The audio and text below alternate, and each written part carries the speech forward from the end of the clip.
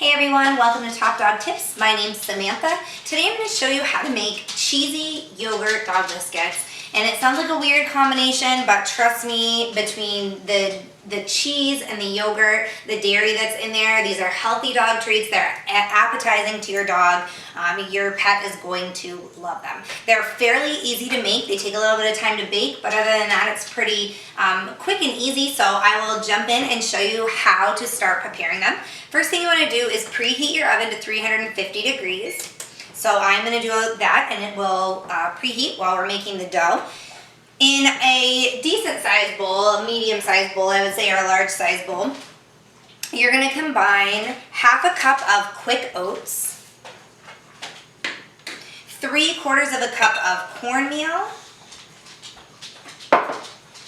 I have 2 beef stock cubes that I've crushed. So you want to crush those before you add them and make sure they dissolve a lot better if you crush them first. So 2 beef stock cubes crushed.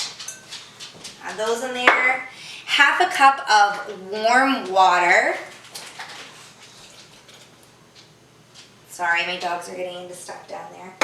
And then what you want to do is just stir this all around to moisten it, and then you're going to let it sit for 10 minutes. So through the power of movie magic, I'm going to fast forward through those next 10 minutes for you guys, and I will let this sit, and then I will come back and show you the rest of the steps. Alright, so it's been 10 minutes. I've got my oats, my cornmeal, and my 2 crushed beef stock cubes in here. They've sat for 10 minutes. You can see that it's hardened up quite a bit, and it's much easier now to get those that beef stock to dissolve in there. So there's that. It's sat for 10 minutes. Now we're going to add the rest of the ingredients. 1 beaten egg, which I actually beat this while I was waiting the 10 minutes for the dough to sit, so you can do that if you want, save a little bit of time. I have half a cup of plain yogurt. Now, first of all, you need to make sure that it's plain. Flavored yogurt has added sugar and flavorings that your dog just doesn't need. So you want to make sure that it's plain. It can be plain regular yogurt or Greek yogurt. Either way, I'm using regular, but Greek yogurt works just as well. Stir that around just a little bit to soften things up and make it easier to mix.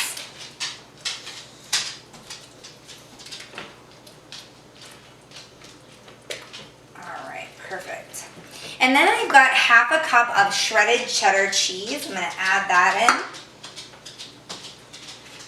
in. Make sure that that's really well stirred, because next you're going to add some wheat flour, and that's what's going to turn it into a dough for you. So you want to make sure that that's really well stirred up before you do that. If you can still see any chunks of the beef stock or anything, just make sure that you really squash those up and get it in there, or your dog's going to get one bite that's got a big chunk of that beef stock. That wouldn't be very good. Alright, so that's mixed. Here I have 2 cups of whole wheat flour, and I'm going to add it. You don't have to. If you are using a big mixer, a stand mixer or something, and you don't want to, you don't have to add it a little at a time. I do, just because it makes it easier for me to stir it. And you will see as you mix this that it very quickly turns into a rather dry dough. I have a half a cup of water sitting over here on the side, and then you're going to add that in to kind of moisten the dough once you've added that flour and really made it into a really dry mixture. You don't need to add the entire half a cup of flour if it's not necessary. You want to have a fairly dry dough. Of course, if it's so dry that it won't mix any more of the flour, you're going to have to add a little bit, but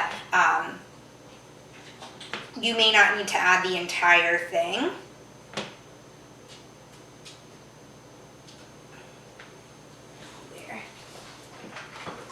So I'm going to add a little bit, probably about 1/4 of a cup. I've made this recipe before, so I know that I usually add close to a half a cup. So